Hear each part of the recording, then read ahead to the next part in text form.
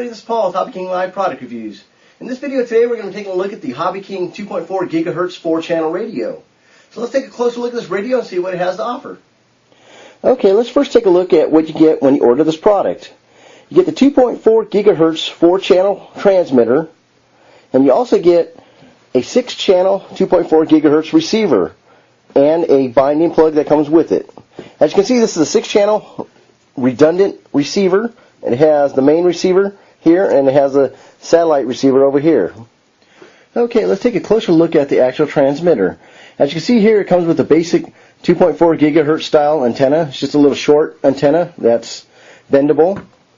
Okay, now let's look at the actual transmitter. The transmitter is the basic 4-channel style. It has trims for all channels. As you can see here, for the rudder trim, here's your throttle trim, there's your elevator trim, and here's your aileron trim. As you can see here, looking at the front of the radio, you can see it has a nice large on-off switch on the bottom right-hand corner. And next to that on-off switch, you have the reverse mode and normal mode switches for all 4 of your channels. It features the aileron, the elevator, the throttle, and the rudder. Any of these 4 channels can be reversed from normal or to reverse function. Then on the far side over here on the left, you have the actual bind switch. This is the switch that you hold down to bind the receiver to the radio. In a little while here, I'll show you how you do that. And also, after you do have it set up, you can also use this for a range test switch. Okay, now looking at the back side of the transmitter, you can see it has a trainer port where you plug in a trainer cord to another radio. And also, on the back side, you can see I have the battery bay open. It takes 8 AA size batteries to power this transmitter. Okay, I just installed a new set of fresh batteries. I flipped the radio over and turned it on. And as you can see here, it has a power indicator light. This power indicator light has 3 modes. With fresh batteries, it should be going a dark green. And as power starts to drop, it'll have a mid-level where it's a light green. When your batteries become low, it'll be in a red color. When it's red, that should be an indication to you that you need to change your batteries as soon as possible. This 2.4 gigahertz 4-channel radio is a basic radio. It does not feature any of the special mixing like delta mixing or V-tail mixing or stuff like that. So if you're looking for a radio that'll do that, you'll have to look beyond this radio. But if you're just using it for a basic needs, for a basic 4-channel radio, which are regular ailerons, elevator, throttle, and rudder, then this is a great radio for starting out at an affordable price.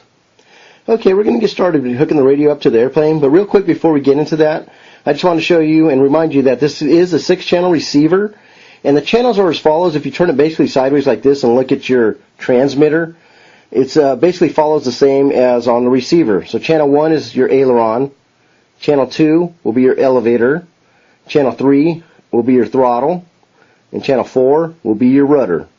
The other 2 channels, since this is a 6-channel receiver, they will not be used with this radio. And on the very far end, you can see there's a battery plug. That'll be used if you're using a separate BEC to plug in. And that's also where the bind plug will plug in on this receiver. Okay guys, as you can see here, I have the receiver plugged into a plane. This is a F-15 test plane that I'm going to be using the radio on. As you can see, I also have the bind plug plugged into the battery port, and the ESC and the ailerons and elevator plugged into the radio. So the radio is now ready to be bound. Okay, so basically you just need to plug in the battery and power the receiver first with the bind plug in, and then the lights on the main receiver and the satellite receiver to start blinking. Once they do that, you just press and hold the bind button on your transmitter while turning the radio on, and you do this for about 3 seconds. After about 3 or 4 seconds, it should be bound to the radio and the lights should stop blinking, and then it will be bound to the radio. So let me give this a try and see if we can get it bound to the radio. Okay, so first step, let me zoom out a little here. I'm going to plug the battery into the plane to make sure the transmitter radio power is off.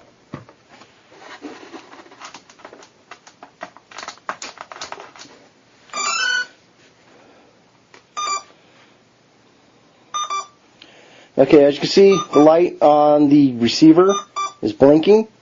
It's in bind mode. Okay, so now what I want to do, I pick the radio up, hold the bind button down while turning it on. You can do this for about 3 or 4 seconds. Okay, now the light went out on the receiver. So So that means it should be bound to the radio. So we're going to unplug everything. Okay. Turn the radio off. Okay, now we're going to remove the bind plug, and the radio should be bound to the receiver. Okay, remove that. Now we can just turn the radio back on. Plug the battery back into the plane.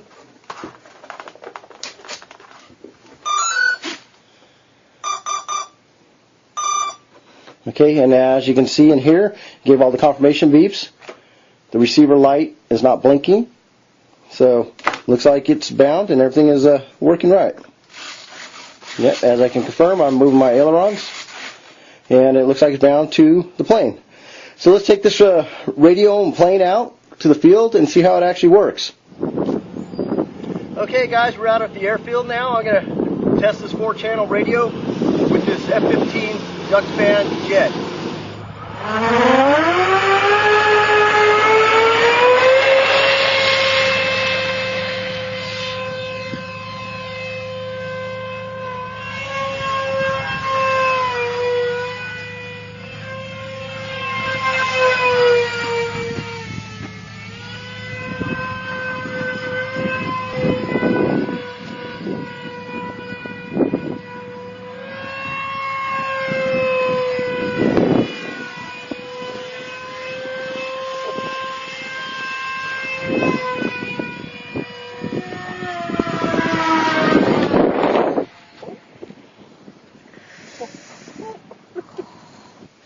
Okay everybody, we're back from the flying field, and I'd just like to say I was happily surprised with the way this radio performed.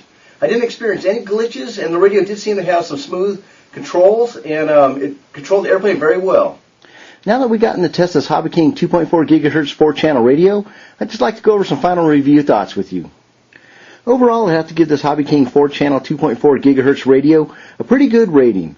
Some of my reasons for this are basically the affordability of the radio, it being a 2.4 gigahertz radio, meaning you don't have to worry about crystals, and the ease of use of this radio. This is not a full-featured radio, and it does lack the delta mixing or V-tail mixing, but it does excel as being a good radio for trainers or a lot of these almost ready-to-fly airplanes. At the flying field, the radio did seem to offer very good performance. The transmitter and receiver communication seemed to be pretty rock solid. I never noticed any sort of glitching, and the operation was pretty smooth. The build quality of this radio seemed to be fairly well. It's not on par with, say, a Futaba or a JR high-end radio, but the fit and finish of it and the feel in your hands is pretty good. So overall, I'd give this Hobbyking 4-channel 2.4 gigahertz radio a pretty good rating. I'd recommend it to anybody looking for a basic entry-level 2.4 gigahertz radio for basic trainers and almost ready-to-fly airplanes. Thanks everyone for joining me for this quick review of this Hobbyking 4-channel 2.4 gigahertz radio. Please remember you can find this radio on hobbyking.com as well as many other RC related items.